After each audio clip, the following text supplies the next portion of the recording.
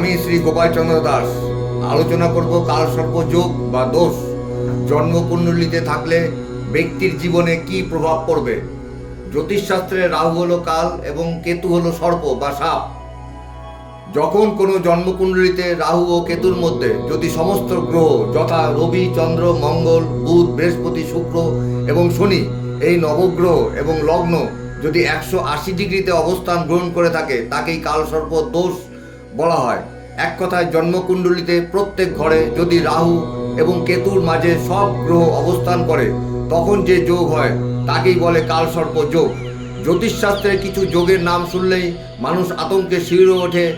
কালসর্প যোগ বা দোষ এই ধরনের এক যোগ যার নাম শুনলেই মানুষের মনে আতঙ্কের সৃষ্টি হয়।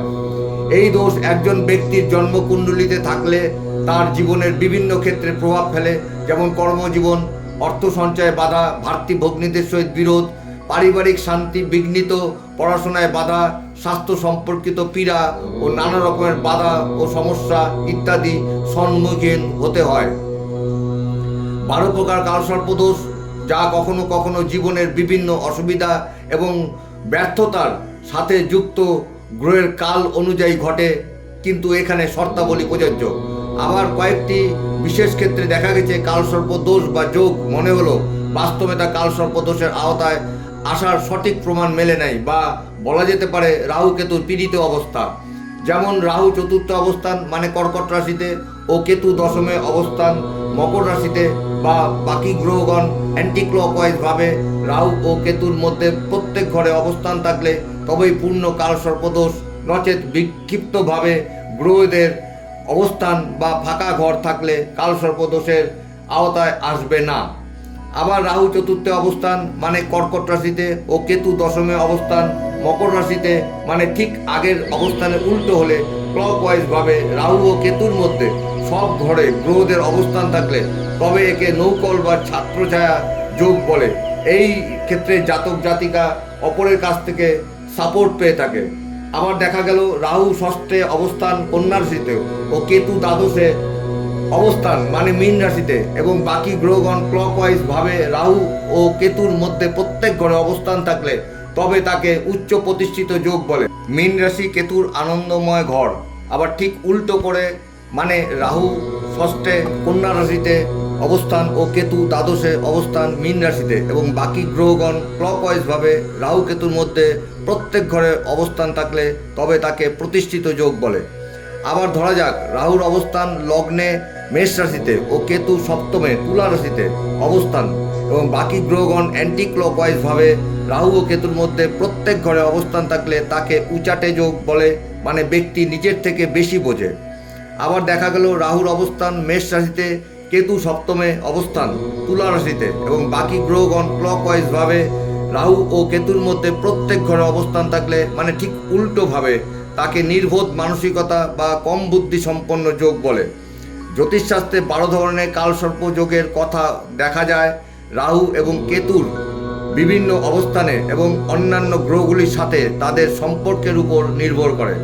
যেমন অনন্তনাগ কালসর্প যোগ যখন লগ্নে রাহু ও সপ্তমে কেতু বাকি গ্রহগণ তাদের মধ্যে অবস্থান করে, এর ফলে সাংসারিক জীবন বিঘ্নিত ঘটে। কুলিক কালসর্পযোগ যখন রাহুর অবস্থান দ্বিতীয় এবং কেতু অষ্টমে অবস্থান করে বাকি গ্রহগণ তাদের মধ্যে অবস্থান করে, এর ফলে জাতক জাতিকা অর্থ সঞ্চয়ে ও দাম্পত্য জীবনে বাধা হয়। বাসুকী কালসর্পযোগ এখানে রাহুর অবস্থান তৃতীয় এবং কেতু নবমে বাকি গ্রহগণ তাদের মধ্যে অবস্থান করে, এর ফলে ভাতৃস্থানীয় ব্যক্তিদের সহিত সম্পর্কের বাধা ঘটে।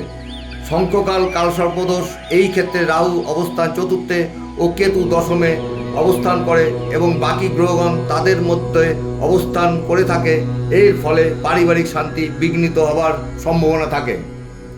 পদ্মনাভ কালসর্প যোগ এখানে রাহুর অবস্থান পঞ্চমে ও কেতু একাদশে এবং বাকি গ্রহগণ এদের মধ্যে অবস্থান করে, এর ফলে শিক্ষা, সন্তানের সমস্যা, প্রেম প্রীতি ইত্যাদি সাফল্যতে বাধা প্রাপ্তি হওয়ার সম্ভাবনা ঘটে।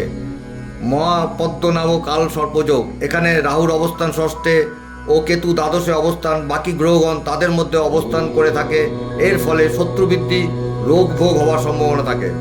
তক্ষক কালসর্পযোগ। এখানে রাহুর অবস্থান সপ্তমে ও কেতু লগ্নে থাকলে এই যোগ সৃষ্টি হয় এবং বাকি গ্রহগণ এদের মধ্যে অবস্থান করে থাকে।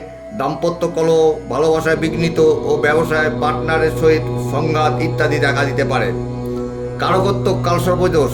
এই যোগে রাহু অষ্টমে ও কেতু দ্বিতীয় ও বাকি গ্রহগণ এদের মধ্যে অবস্থান করে। এর ফলে অর্থকষ্ট, দুর্ঘটনা ইত্যাদি ঘটার সম্ভাবনা থাকে।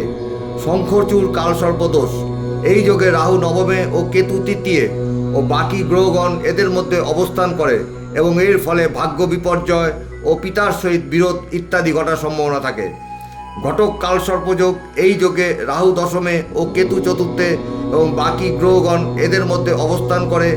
এর ফলে কর্মজীবন বিঘ্নিত, রাজনৈতিক পতন বা কর্মজীবন ঊর্ধ্বতনের সহিত সংঘাত ইত্যাদি ঘটতে পারে। বিষধর কালসর্পযোগ। এই যোগে রাহু একাদশে ও কেতু পঞ্চমে এবং বাকি গ্রহগণ এদের মধ্যে অবস্থান করে। এর ফলে আয়ে বাধা, ফটকা ব্যবসায় ক্ষতি ও দাম্ভিকতা ইত্যাদি প্রকাশ পায়। শেষনাগ কালসর্পযোগ। এই যোগে রাহুর অবস্থান দ্বাদশে এবং কেতু ষষ্ঠে এবং বাকি গ্রহগণ এদের মধ্যে অবস্থান করলে এর ফলে স্বার্থপরতা, চোখের সমস্যা, ব্যয় বৃদ্ধি বা হিসাব ছাড়া খরচ ইত্যাদি বৃদ্ধি পায়। আতঙ্কিত না হয়ে দেখে নিন আপনাদের কালসর্প দোষের আওতায় জন্মকুণ্ডলিতে রাহু ও কেতুর অবস্থান কোথায়। তবে ভয় পাওয়ার কোনো কারণ নেই। আপনাদের যদি কারোর এই দোষ বা যোগ থেকে থাকে, প্রতিকারের জন্য উপযুক্ত শিক্ষিত জ্যোতিষের পরামর্শ গ্রহণ করুন। আজ এই পর্যন্ত। নমস্কার।